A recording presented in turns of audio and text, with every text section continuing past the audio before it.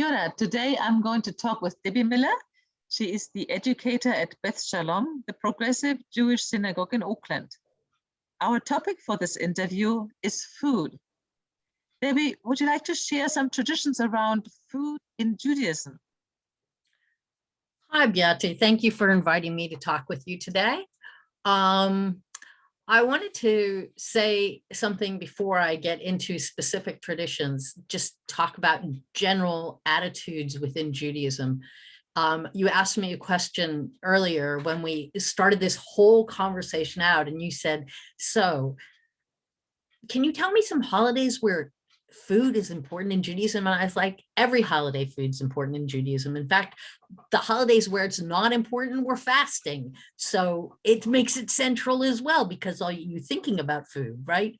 So you have to ask yourself, why is that? Why is food so central? Well, you could say it's central because we as humans have this need to eat. But more than that, it's the idea, and specifically in Judaism, that food should be taken up from the animalistic level. So what differentiates us from animals? What differentiates us from animals is how we relate to the world. Can we raise something up to a holy level, or are we just feeding our faces? And Judaism says, no. The process of eating, the process of feeding, the process of sustenance must be imbued with holiness.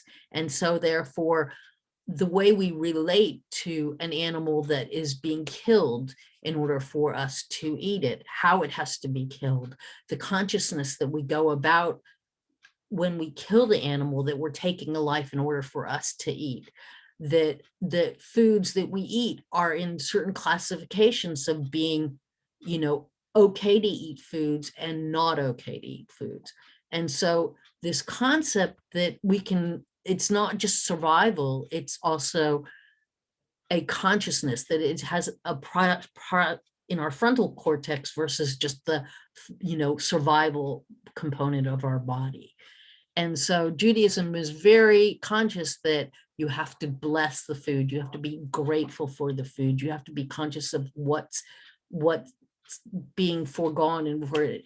But then when you get to celebrations, food needs to be also central, because how do you make something special? How do you make something holy? How do you make something a memory, something that you can come back to? And it's like putting on an old coat that you feel really comfortable in. I remember this holiday from my childhood. We did this, we ate that.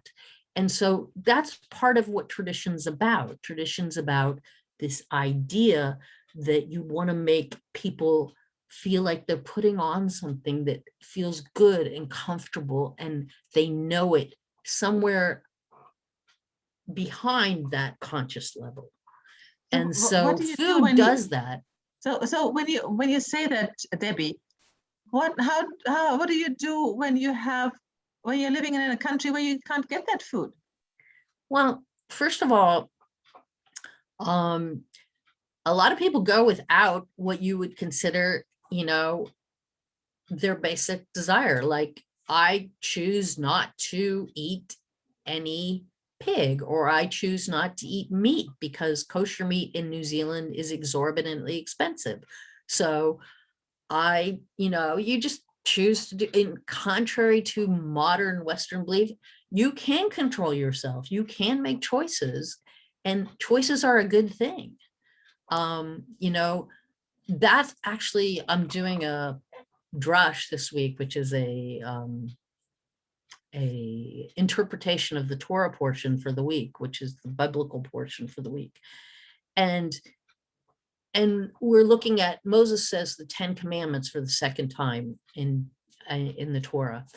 And one of the things I talked about is that making choices, whether it be food or anything else, making choices is a chance to exercise your desire to do good or to not do good or bad. And that's a healthy process. That is a healthy process to be in control and choose. And choosing makes us conscious, and choosing makes us aware of what we're doing with our lives versus just being unconscious and stuffing our face with whatever's sold to us over the internet or over advertising or wherever else you want in bulletin boards. Making choices is a healthy thing to do. It makes us aware of whether we're doing good or bad. And you know, sometimes people say, oh, there are all these laws. You know, there are laws. That's not a bad thing. I mean, a lot of times we observe laws and we're not aware that we're observing them.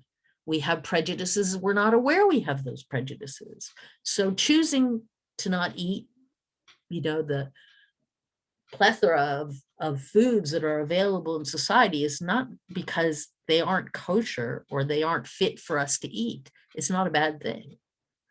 You know, and it even gets into the environmental issue. And Judaism, there's this concept of kashrut, where you're only allowed to eat certain foods. Can you But say that it again? means, it literally means to be kosher. Kosher means fit to eat. Is it fit to eat beef cattle when they are contributing to climate change and the world's falling apart? I don't think so.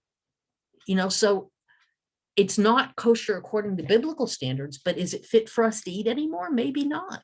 These are choices if we're deciding if something's fit to eat anymore. Yeah. So can you tell us a little bit more about the term kosher? Okay. So kosher, as I said, literally means fit to eat. But where did it come from? In the Bible, it says you should not cook a kid, which means a baby goat, in its mother's milk. So you have to go back to the idea of us wandering in the desert, okay? We probably didn't eat very much meat, and we were shepherds, and we probably kept the animals for, you know, like milking or whatever. How did you get meat? You got meat because the goat gave birth to 2 goats. So you only needed one, and the other one you killed, and where you didn't have liquid because you were in a desert. So what did you cook it in? You cooked in. Philosophically, cooking a baby goat in its mother's milk was abhorrent to our sensibilities, you know. So that's where the whole idea that you shouldn't mix milk and meat came in. And from that, we extrapolate a lot of other things. But it's this consciousness that milk symbolizes that which gives sustenance to the animal that we ate, and that somewhere philosophically that's problematic. Mm-hmm.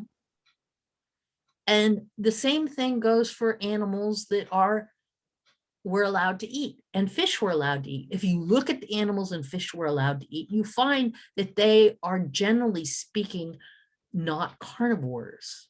They are, and they're definitely not scavengers. So you're guaranteed a certain level of health because you're not eating the poisons 2nd and 3rd level down. And if you look at pigs, for example, they eat, I mean, this is totally disgusting, but they used to have like toilets where they used to have pigs eating from the toilet. That's how they got rid of the stuff. I mean, so it was a seriously unhealthy animal that ate garbage. That's not, we only eat animals that chew their cud, which eat grass, and they have to re-eat it, and they're not eating other animals. And the chances of disease and transfer of disease is much less. But that's not the quotient for kashrut. The quotient for kashrut is it's fit to eat, which means fit for our bodies, fit for our souls. Souls is the consciousness about how you're going to kill it, and our bodies is the health of the components that's there.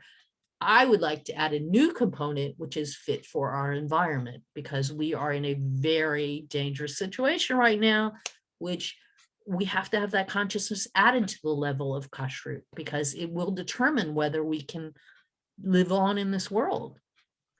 Debbie, now we've talked a lot about what you can't eat and what you can eat. Can you tell us a little bit about Jewish traditions, Jewish rituals where you eat certain food? Okay, so like I said, holidays, so those are all about the whole main body, but holidays are this idea that you're trying to make people experience the holiday. If you want somebody to have a memory of an experience, they say, and you talk to young children, they say that if you ask them what they remember, a lot of times they'll talk about smells. That's your earliest memory. Taste is probably second. We are now, because we are, I guess, what would you call it? More developed and more, we're visually trained.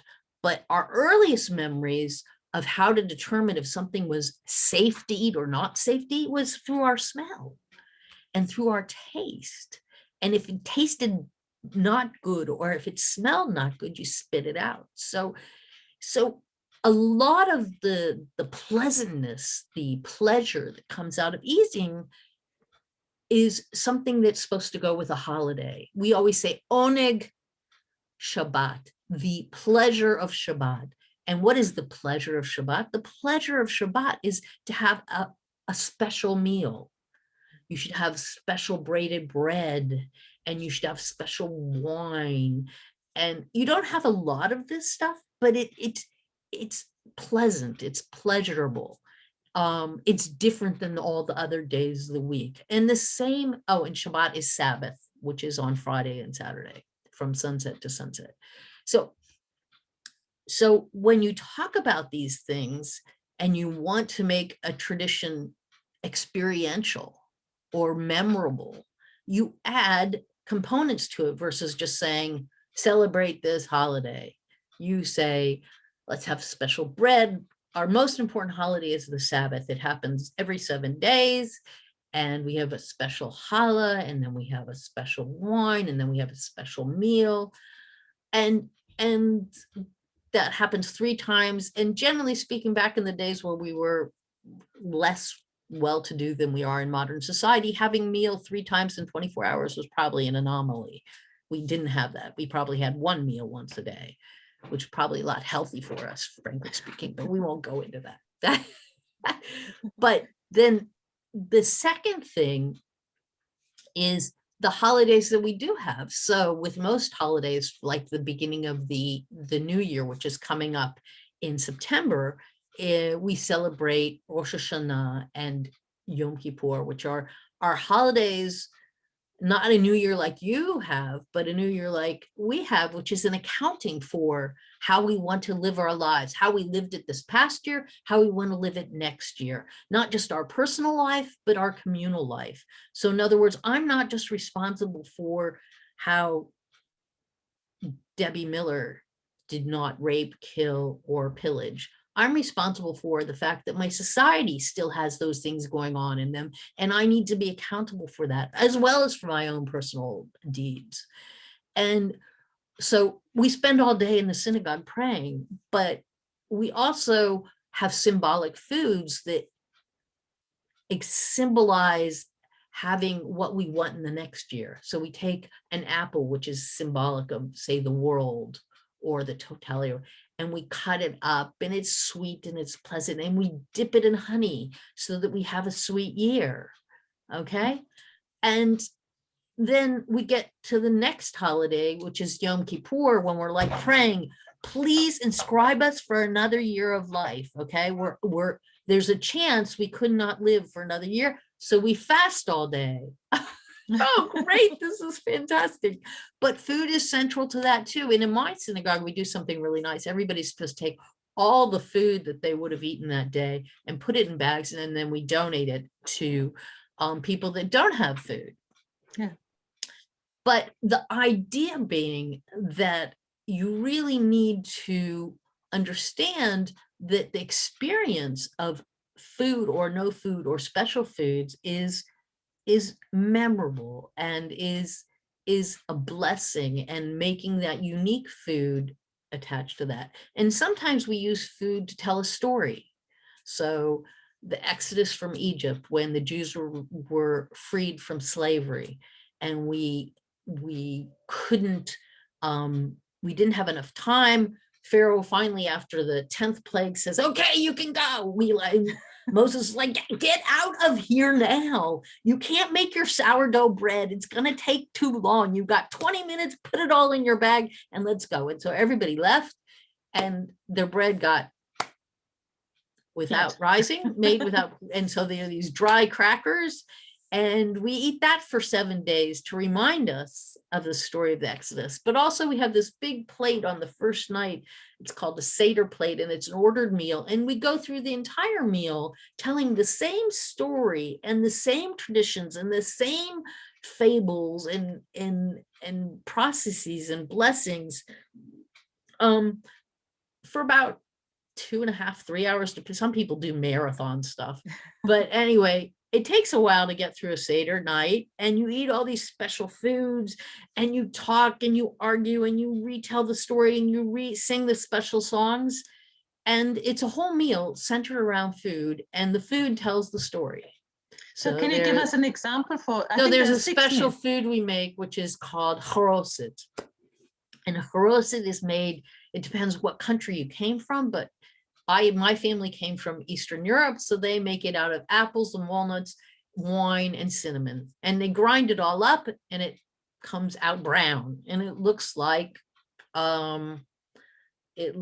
bricks that the slaves made in Egypt. So you eat that on your matzah and you remember what slavery was and how bitter it was, how it was in Egypt. And then my husband is from India, and his family used the foods that were available to him. So they use dates and figs and raisins and wine and nuts, and they grind it all up, and it looks similar, and same brown sort of paste, same concept, but different countries, different foods, but the same idea. And to make this sort of sweet paste with available items that were there. There's also used bitter herbs, so to remind us the bitter herbs, and dipping the celery into salt water to remind us the tears, and and a shank bone, which is remind us of the sacrifice, where we put blood on our doorposts, so that when they were killing the first child in every family, the angel will pass over. Yeah, the bad one. Yeah. The angel of death. The angel of death would, I don't know, I was trying to think of the words in English. The angel of death would pass over. Would pass over, literally pass over, and not go to those houses and kill the firstborn. So that's where Passover gets its name. So that's an example of foods. But actually, we have Tu B'Shvat, which is the holiday, the New Year of the trees, and that we celebrate all the different nuts and fruits and that come from the trees. And then we have the holiday after that, which is Purim, which is the story of the almost killing of the Jewish people in Persia. And we have little triangular cookies called Hamantashen or Oznei Haman. Oznei Haman is in Hebrew and Hamantash is in Yiddish. And they're filled with like a little fruit thing, and they're a sweet cookie. But we also have this tradition that we should give to everybody. So everybody takes and makes little parcels and packages and gives them to their friends when they go to visit them, or we give them, my Sunday school makes packages up and we give them out all to the elderly in our community. So, and then we get to Passover, which I told you about. After Passover, we have Yom Ha'atzmaut, which is Israel independence, and it's traditional to go out and have a big barbecue in the park to celebrate. And then we get to Tisha B'Av, which is a fast holiday again. So remember the destruction of the temple. And then I just talked about Rosh Hashanah. After that is Sukkot, which is when we went out and harvested in the fields. So we have specific things we shake, but it all has food central to the thing. Hanukkah, obviously, we have special cookies that people make, decorative little cookies, and we have little chocolate candies we give out. It's more about lighting the candles and the oil though in Hanukkah, but we're influenced by the celebration of Christmas at that time of year. So we've taken on some of those needs to give presents, but that wasn't initially the intention at all, to be quite honest. But I think if usually, you have a nice meal, it's also a nice present. yeah, we make donuts. You're supposed to do things with oil, so we make donuts, filled donuts and out of oil every single night of Hanukkah. My children, we make donuts. It's like after 8 days of donuts, you could like. You can also make potato pancakes, which is what the Eastern Europeans did because they didn't have so much flour. But so it's just different ways of just including lots of fried, oily food traditionally during Hanukkah that they do. But it's much more about the food and the lighting of the candles and the oil and the story than it is about giving presents. That's just a copying of Christmas, which I don't think Christmas was originally about either, frankly speaking. Well, when you say about the different foods and the traditions, I'm just wondering, what do you do when somebody can't eat certain food? Or is there some kind of flexibility? Or what do you do in What do you modern mean? times? Like say somebody's allergic to it? Yep. So the most important thing in Judaism is called pikuach nefesh, which is saving a life. So in the interest of saving somebody's life, you can transgress on any law in Judaism. Okay, so Yeah. obviously you would find an alternative if it's unsafe for the person. You would never, ever, ever do something that would endanger somebody's health. As a matter of fact, there's a famous story by Rabbi Israel Salanter. He was a ethical rabbi who lived in the 1700s, 1800s, I don't remember which. Anyway, and there was a plague going around and Yom Kippur was there, and he knew that the weak and in the infirm, if they went without eating, would possibly be really dangerous and weaken them to the point where it would endanger their health. So he got up on the bima, the rabbi of this famous synagogue, and he took a piece of honey cake and he ate and he drank. And he said, this year it is so dangerous health-wise for people to be subjected to not having their full strength that I am eating this in an pikuach nefesh to save my physical being. And I don't want any of you who, instead of trying to figure out who should be able and who shouldn't, he just said, everybody have something to eat because it's just too dangerous in this current situation. So I think this is also common in the Christian and the Muslim traditions, that when you have fasting, certain people are exempt. Yeah. Just to save lives. Yeah. And the same thing, if you have medication you have to take and it has to be taken with something, then you take it with something. That's just the way it is. You do it to the best of your healthy ability. If it's because it's because you don't like fasting and it gives you a big caffeine headache, well, that's too bad. But if it's because you have to take medication or you're too weak, then you shouldn't do it. Yeah, that makes sense. And I think that's because you said earlier also with the goats that when you think of the two goats, it's about saving a life. It's all about the food being there for nutrition to continue your life and not to restrict it in a way that it's dangerous. Yeah, but it's not an easy way out. So for example, I had a girlfriend who gave birth. She's very religious, very observant. And she gave birth and it was in Israel, and it's very hot in August, September in Israel. It was like 35 degrees and it was really hot, and she just gave birth and she's breastfeeding full time. And I said to her, are you sure you want to fast? At least drink water. And she said, no. I'm going to drink and lie in bed and not move for the 24 hours. And so basically what she did was she drank a ton before, she breastfed the whole time, and she did, and she just didn't get out of bed. She just, tried to do the absolute minimum work, but it was really important for her to observe it. So not to try to take the evil way out. If she felt like she was vomiting and she was getting to a point, but she didn't get to that because she took a different way around doing it. But, it's not an easy way out. It's just, so I lived in the south of Israel where it was very hot. It was hard to fast during Yom Kippur. You could get dehydrated. So people, if they felt like they were starting to feel nauseous and gonna vomit from dehydration, they would do something about it. Yeah. But for the most part, people just minimized their activity. Thank you, Debbie. Would you like to say a final word on the food for today? What are you going to have? Actually, I'm fasting.